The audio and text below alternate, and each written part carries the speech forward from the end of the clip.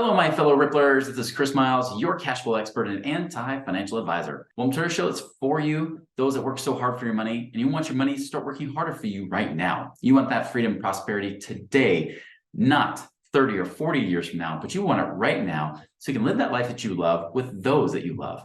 But guys, it's not just about getting rich. It's about living a rich life, because as you are blessed financially, you have a greater capacity to bless the lives of others. Thank you for tuning in today. I appreciate you guys allowing me to create this ripple effect through you. You've been binging on these episodes. I appreciate you sharing this with other people. Hey, as a quick reminder, if you haven't recognized this already, maybe you're watching or listening to this on iTunes, watching on iTunes, whatever. But if you're listening to this on iTunes, you might have noticed that our YouTube channel has changed. We now have the podcast channel. So be sure to look up the Money Ripples podcast channel to find these podcasts on YouTube right now. And be sure to like and subscribe.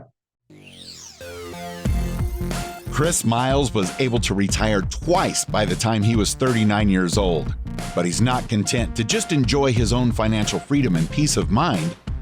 Chris wants you to have your own ripple effect so you can live free today. He's not the financial advisor you expected. He's the anti-financial advisor you deserve. He's jumping behind the mic right now, ready to make waves. Here's Chris Miles.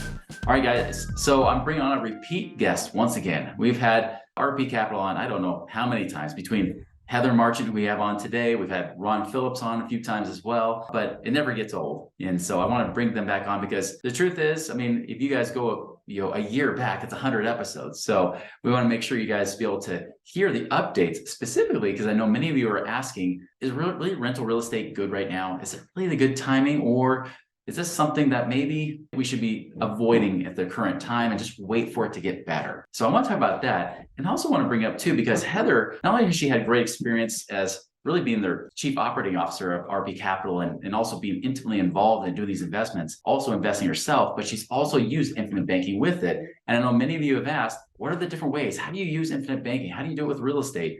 When I have Heather share her experiences as well, so you get another perspective on this besides just mine, right? I know you love me, but you don't love me that much to not want to hear more experiences and stories. So definitely bring on Heather to be able to talk about these things today. Good to hear you or see you again. Yeah, all the things. So good to be here. Thanks for having me. We need to have you on our show again. It's funny, time goes by really fast. Like, I feel like I just was here chatting with you, but it's probably been several months, kind of crazy that way. It's crazy how fast time flies. I mean, 2020 was awesome because it was like the best 2.5 years ever, right? It's like you went a couple months, you thought you had a whole year under your belt. But, now time's coming right back to where it was before. Everything's speeding back up. We're getting back to our kind of our norm, right, of sorts. So yeah, it's good to have you on because I know many people haven't been introduced to you guys at RP Capital. So let's just talk about that right now. Like RP Capital, tell them a little bit more about what you guys do. Yeah, so we're a real estate brokerage and we specialize in rental properties. So usually our main focus is 1 to 4 units, so single family up to a 4-plex, because those are conventional loans and cheapest financing out there, right? And obviously a more digestible price and everything. But we've been doing a lot more apartments, syndications in the last couple of years than we've ever done. Just more opportunity. And I think we've helped clients grow to that point that they're ready to expand and get into bigger projects. It's a blast because we help to educate clients. We don't charge anything for our services because we want people to keep their cash so they can actually invest. So we don't charge for any coaching or mentorship that we do. And we also have a podcast where we teach and try to help educate people, new investors especially, so that they feel like they can be successful in owning rental properties. Absolutely. Yeah, that's one thing I noticed that is kind of unique about you guys. You have a few things that are unique there because there are several turnkey companies out there today. But one thing I've noticed is that you're not geographic specific. You're not just in one location. So if that location kind of goes bust, it's not like you're out and you're stuck and you're scrambling trying to find another location to do rentals out of. You're all over the United States. In fact, often I'll look at where your properties are just to see where the new hot market is, right? the hot market that hasn't become hot yet, Yeah, it's true. So you're kind of ahead of the curve that way.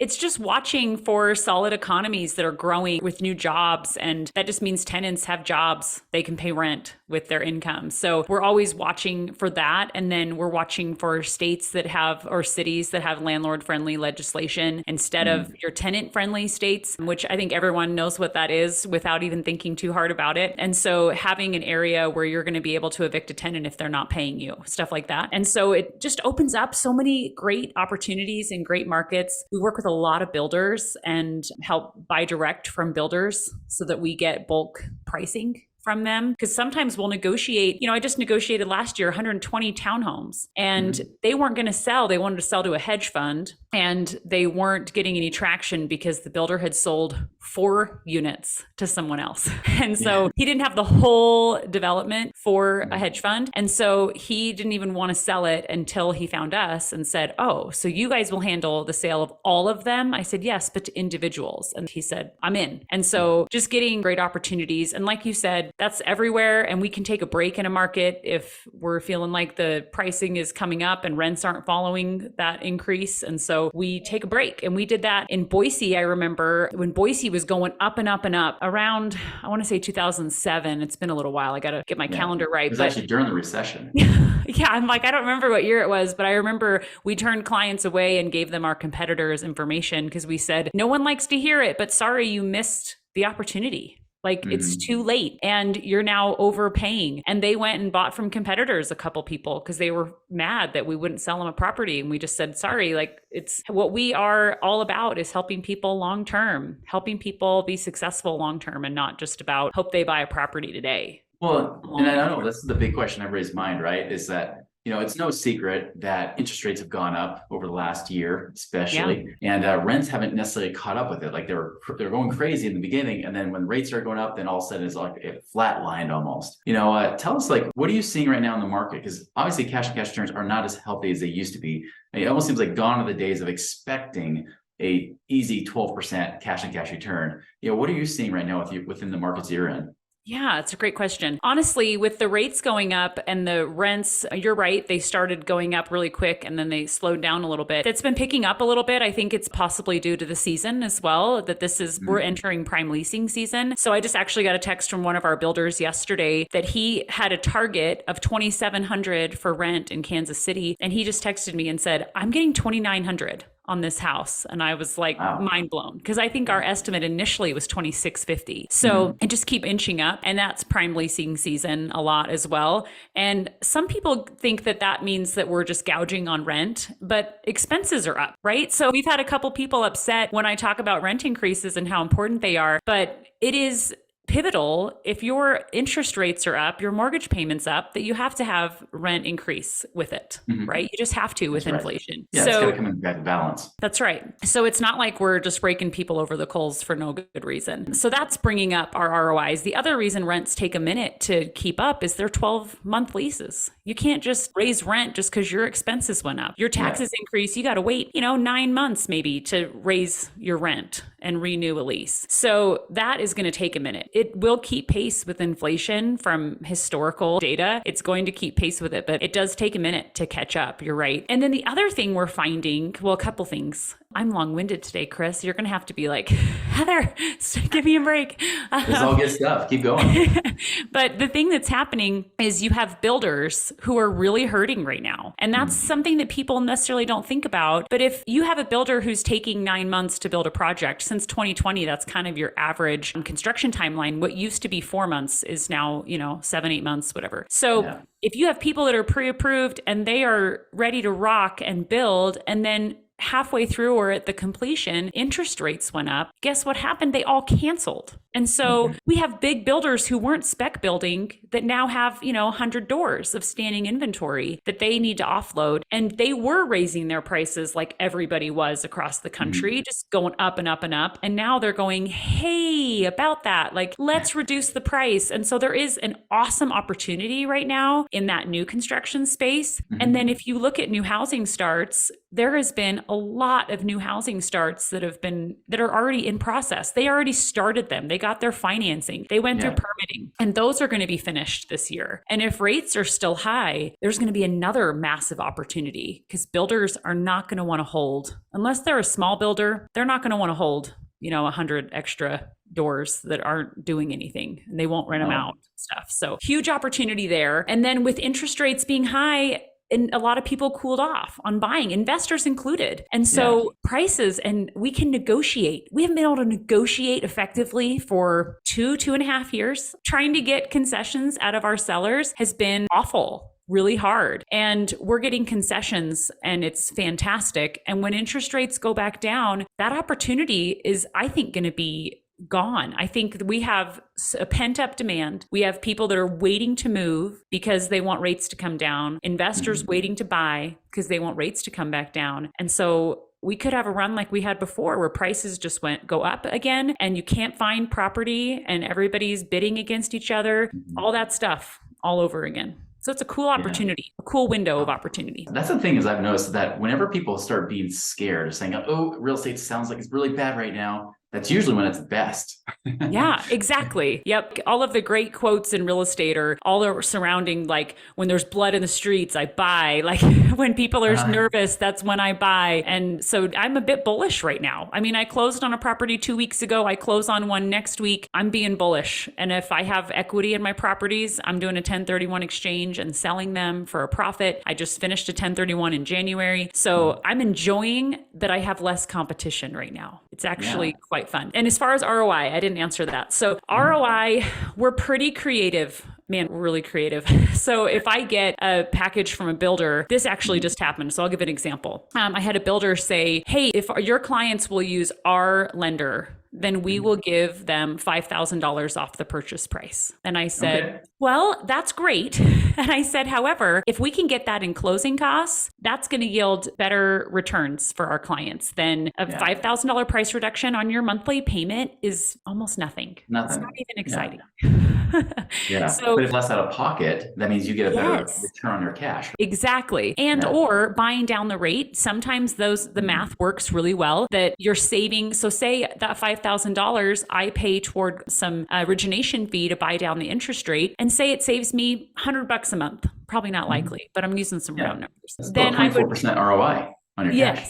Exactly. So then I'd go, okay, I just run the math and I say, how many months will it take for me to make back that $5,000 investment? And that's how I choose if I'm going to pay extra points, because I do feel like rates are going to come down in the latter part of 2023. So I'm already planning on refinancing, and I have our lender is set up with, no cost refinance so that you can slide right into a lower rate. That's a good point. From a guy that's actually a lender, right? He's a mortgage broker. And he even said, getting a fixed rate cost, like a 30-year fixed, even if it seems high right now, you still end up winning either way, because if rates keep going higher, then at least you locked in now instead of waiting for the real estate market to get better. What if rates keep going up? You're actually locking in a lower rate now. Or what if it does the opposite? What if rates do come back down, which I don't know if they will this year. They might, like you said, they might in the latter half of the year come down, but we don't know. If they do come down, great. You refinance, and you think you lock in a lower rate then. And so it's kind of nice with real estate. You can have that option. You can actually do things in the meantime to help manipulate your ROI a little bit more. Yes. And we're in an inflationary market. So holding on to your cash and waiting for interest rates to come down, you're losing. And the numbers that we're seeing are like close to 15%. Inflation. And so losing, all that money every month versus making it work for you, even if it's at a little lower ROI, our average, I would say, with new construction is probably close to 7% cash on cash. And that's really only because of the rate that it's come down. Everything else has remained about the same. And then our rehab properties, we're getting into like 12, 13%. On those. We have a couple that are coming in this week in the teens, which we haven't had in a hot minute. So definitely you have that choice. You get newer build, which has a lower cash on cash, but there's possibly lower expenses, in the short term and even in the long term too. And you got the older properties that can give you higher cash, might have expenses depending on what's going on and what I know sometimes life can happen, some things can happen there and mess with your numbers. But, the thing that's nice about real estate as well is that, if you focus only on the cash on cash return, you miss the bigger picture, because the truth is, like you just said, like if we are in an inflationary environment, that drives up the price of the home. And not that we should ever bank on appreciation, but it's nice if you put 20% down and it appreciates, say even 10%, that's not a 10% return on your money. That's a 50% return because you only put a fifth of a down payment. So you get the 5-time multiplier of that leverage using the mortgage company. Yes. So now you get a 50% return there, not including, even if there is no inflation or appreciation, right? Still, they're paying down your mortgage for you, building up equity, whether it appreciates or not. And so that, and of course, tax benefits, right? I mean, there's all those 4 returns you guys talk about all the time. I know even on your own show. But that's the thing, is that there's so many other returns that happen that it's really hard to compete with real estate that way. It really is. And there's so many ways to make money that keeping pace with inflation is actually not really hard. And Yeah. if you have maintenance, I just had horrible maintenance on several of my properties all at the same time in January. It was painful, I'm not going to lie, but Yeah. I took that number and I made a note, and we have software that helps our investors track performance of their properties. And I just put it in there and made a note, capital expenditure, so that I can write it off on my taxes. You make money and you get to write it off with depreciation and then maintenance or any kind of capital expenditure that you have on the property, which is awesome. That's true. And even if there's an extra capital expenditure, and let's just say somebody's not a real estate professional and you can't get below zero to show a loss, right? We just put that depreciation into a future year when you need it more, right? Exactly. And then essentially it's like tax-free income. Yep. Man, it's just exciting. Like, it's exciting to be able to help people that call us and have never, especially ones I get excited about. Not that I love all of our clients, but the ones that you're unlocking a whole possibility for them that they've never even considered what real estate could do and the power of real estate. And they lose their minds their first year owning property with those different rates of return. And then you file your taxes and say, wait a minute, I didn't really have to pay like any taxes on this income. Like, and then you do a 1031 if you have appreciation and principal reduction. I mean, avoid the tax on the sale, right? Yes. And you own all of it. You can finance it. You can have, someone paying it off for you. I mean, there's just trying to compare it to stocks. We had this conversation just recently, like trying to make this apples to apples for stock. And I'm like, there's just no way. There's too many differences that it's really, really hard to try to illustrate how it's similar to stock, because it's just so much better, if I say so myself. No, you're preaching to the choir, because I actually did a show. It was late summer either summer 22, either like August, September of 2022. I actually did a whole bunch of shows kind of making the case for real estate versus the stock market, why mutual funds don't work. And it's funny because I actually took one of your properties I bought from you. I bought property in Memphis. It's gone 5 years, but when I did the numbers about 4.5 years ago, and I compared to with the cash on cash returns that I had coming in, the cash flow from that, like the net profits, the fact that I gained that equity from both the pay down of the mortgage, because it's lower now because the tenants are paying it down for me, and the appreciation on that property. And that's even with appreciation kind of coming down a little bit, right? By that point of time, when you factor those things together, my return was about a 300% rate of return on my cash. Right? Of that $32,000 I put down with the closing cost. Yet, if I did that same thing in the stock market, that $32,000 wouldn't have been over $100,000 like it was with the real estate. Instead, it was going to be more like 40 some odd thousand in the stock market, right? So even though the stock market had a big boom, especially after 2020, still it wasn't nearly even close to what I made on the real estate. Even if I took out the appreciation, I still made more just from the cash on cash returns than I would have ever made in the stock market. Yeah. And you would have to pay taxes on that income if it was in stocks, exactly. Right? So just such a great vehicle. What Ron and I say on our show is it's something the government got right in giving you incentives to own real estate, because that depreciation and writing off your capital expenditures is so, so great. I was going to ask about like the one thing that also is unique with you guys, that most time you see like turnkey companies, they'll say everything's in-house. We do the lending, or they'll at least farm out the lending, and then they'll also property manage. Because you're in different areas, you actually have property managers in these different areas, local, like boots on the ground, right? I mean, how do you minimize risk there for yourselves, like to ensure that you have a good property manager? Because that's really, for us as investors, that's really the big risk, right? Is that we don't want to be hands-on. We don't want to be dealing with the tenants, but we have to make sure we trust somebody to do that. How do you guys, like, what's the word? Not filter, but really vet these property managers, make sure you have good ones? Yeah, I should share my list of questions. We have a list of 30 questions that we ask them. A lot of ones that are pretty obvious, like their maintenance, how they handle it. Is it in-house? Do they have an upcharge for maintenance? We ask how they vet tenants, what their criteria is for tenants. We talk about, exactly. We talk about if they do Section 8 or not. And some of it's just information. Some of it doesn't mean that it's a make or break the property management company, but we just want to know how they handle things, how many units they manage. If they don't manage enough units, then we're like, yeah, sorry, you're not a big enough player to be able to handle a lot of volume of business at once. And what software they use. Having software, super important for owners, and having, 1099s and just the paperwork, super, super important. So sometimes if they don't have a very good one, or if they don't have managed enough units, they don't qualify for a product like Appfolio, or the numbers don't work for something like Appfolio. So that's an important question that we have to ask. We review their management agreement, like so many things. However, what I tell our clients, the trickiest part, Chris, is I can vet a property manager today and they can check all the boxes and be great. And then in 6 months, they lose maybe one of their key people, right? Someone that just makes it happen, your doers in the company, and then they're no longer that great. And that happens.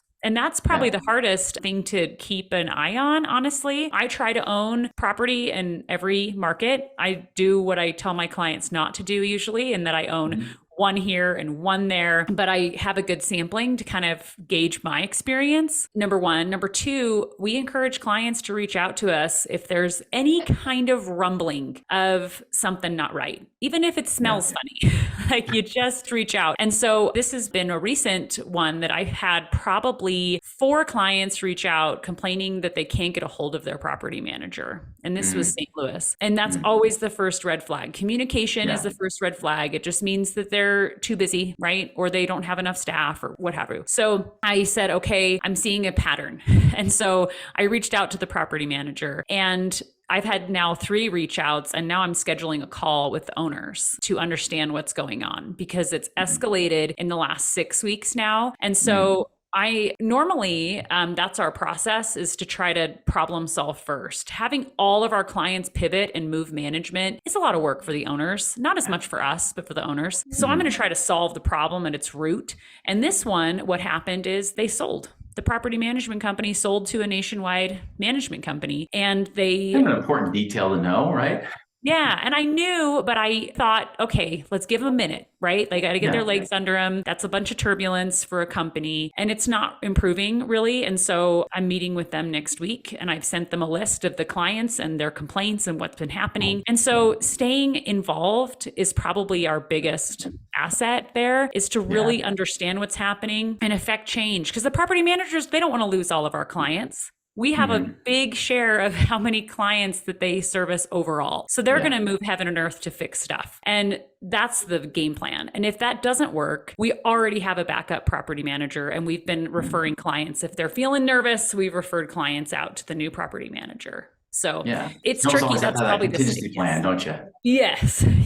It's the stickiest part for sure. But like you said, it's the most important part. Owning remotely, so important to have a solid property manager. That's great. No, that's good to hear. I know that's a big worry for everybody, right? It's just, how do you make sure you can trust someone? But I think that's what's important for people to realize, that you don't just drop them. You don't just say, hey, we sold the property to you. Okay, good. Have fun. Property manager, point of contact, deal with them. Like, you guys can still be accessible, still say, hey, you know what, we're seeing a trend here. And you'd want to know that anyways. If you're still doing property in that area, you'd want to know if that property manager isn't doing what they say they're going to do, and 100% get a new one to replace them or something. Yeah. And all the new business we've had for the last couple of months, we haven't sent their way. If they're already struggling with the business that they have, I'm not going to send them more. Like, that would make no sense. So that feedback from clients is super helpful. And then the feedback from our own portfolios, a lot of us own properties in these areas too. So that really helps. That's great.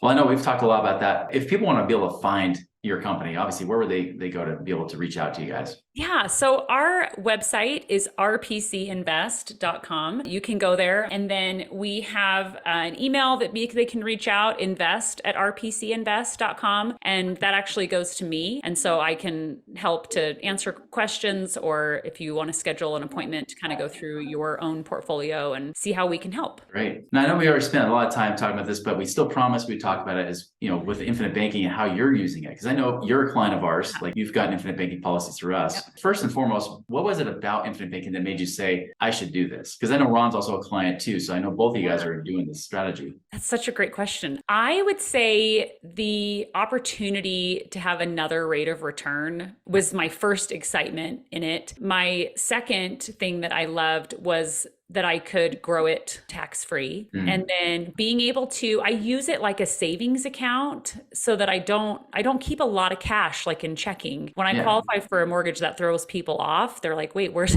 all your money?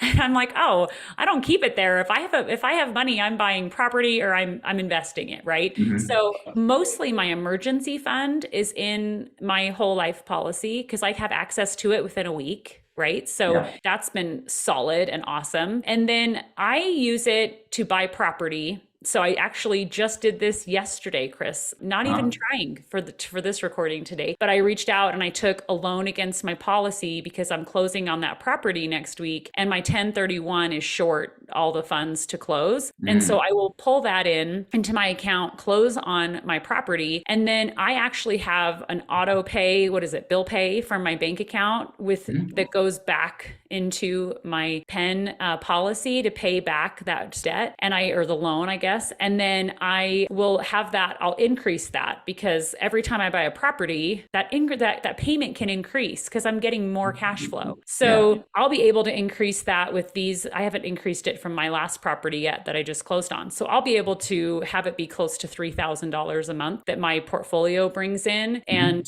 pay that toward that loan, pay that back. And then I just do it again. Like as soon as I have the money in there, I do it again. So so super you're just cycling the money in and out, right? So you're kind of doing like what I do, where I keep my bulk of my emergency fund there, which when people say, are you worried about bank failures? Nope. Nope. And I know insurance are more stable than banks. So I keep it there because I know more protected than even FDIC, so to speak, insured type of bank deposits and so forth. And so I keep it there for my emergency fund. And I do the same thing, even qualify for a mortgage. I just send them my statement for my life insurance. And then of course, the only thing above and beyond that emergency fund is free game to invest however I want and just use that money to cycle through the cash flow to write up that loan and then pay it down, right? Yeah, it's super powerful. And honestly, what surprised me is that it's earning interest and I'm paying back those loans. So every time I get in there to look at my balance, I'm always pleasantly surprised, which I maybe shouldn't be. I should keep better track of my numbers that I'm not pleasantly surprised. But I try to update my personal financial statement every month. And when I'm in there, I'm like, man, this is like magic. Like it feels like awesome mailbox money that it just increases. And some of it's obviously my cash flow from my properties, but a lot of it too is just that it's increasing in value. So it is kind of a pleasant surprise because of course you get to pay the annual dividend, but when you have the guaranteed portion of that, the 3% guarantee, right, that's paying in monthly, you're like, oh, I just got a 0.25% bump, going into this account every month, right? Which some people are happy with a 0.25% per year. And you're like, oh, I saw a 0.25% bump. And that does include the extra dividend they pay on top of it once per year too. Yeah, it's so exciting. I mean, talking to you, I feel like I'm getting like all warm over here with just like the excitement of hot and possible. Just what's possible and how so many people just don't know or aren't aware or they're too afraid to test it and try it. And I think when I first met with you about doing that policy, I remember we met for a while and I had you explain it to me several times. And then once I got it, I was just like, what? Why have I not done this a few months ago? Right? Like, why did I waste time? Because just taking action today is more powerful than anything. I mean, real estate, the policies, taking action and moving forward. So for you, was it a different level of learning, actually just getting it and using it than it was just trying to learn about it? Because I know a lot of people, they find us by going down that infinite banking rabbit hole. And they're like, I've been studying this for 2 years, haven't figured out what I should do, how I should pull the trigger. And you're like, just do it. Yeah, I would. I mean, it's such a great opportunity, especially if you're going to use it to invest in real estate. Like it's just, you can't do any better than that. In fact, one last thing I'll say is we used to include this infinite banking in our calculations when we would show people projections of what's possible with their money. And we took it out. And the reason we took it out is because people thought we were selling snake oil. They said it's too good to be true. You can't achieve those rates of return. And so we had to carve back out, using a whole life policy because they didn't believe it, which is. And even then, when you show real estate, they're still like, that still looks too good to be true, right? Yes, exactly. Yep. So with it, it just became over the top. That's true. That's very true. Well, Heather, I appreciate your time today. And for those who want to follow your podcast, go ahead and give them the name of your podcast too. Yeah, it's Get Real Estate Success. You can go to getrealestatesuccess.com and you can actually search our podcast in there for content. So if you want to look up, using a retirement account to buy real estate or something like that, you can search and look at past episodes. We have a lot of fun. I thought it would be an obligation and it would be something else I have to do every week. And I felt nervous when I first did it. And now I look forward to it. It's fun. It's fun and exciting to share what's working for you, for other people. So thanks for having me on today. Absolutely. Yeah, Heather, it's always a pleasure. And of course, we're going to have you back again at some point when, everybody gets buried in more episodes. We'll of course bring you guys back again. But no, I appreciate the perspective, especially with how the real estate market's going right now. And and really that rare opportunity, that really the things that the masses are running away from are the very things they should be running towards. Yes. And we say that a lot on our show. And it's just good to hear another voice in the wilderness that's preaching this saying, we've been telling you so, Yeah. and eventually it's going to reveal itself. And then people will say, oh, I missed out on it. I missed it. Yep. We told you so. Yeah. Just we don't remember wanna say this that. moment.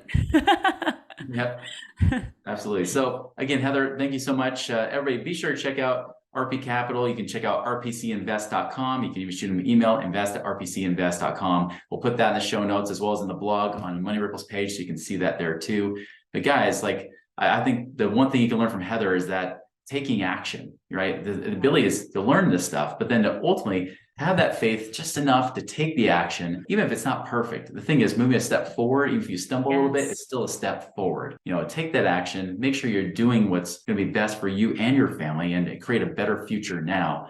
As I say on my shirt right here, right? It's like, whoops, if I can see it, there you go. Live your dream life now, right? That's what it's about. It's like you got to create that dream life by taking action and moving on it. So guys, go and make it a wonderful and prosperous week, and we'll see you later.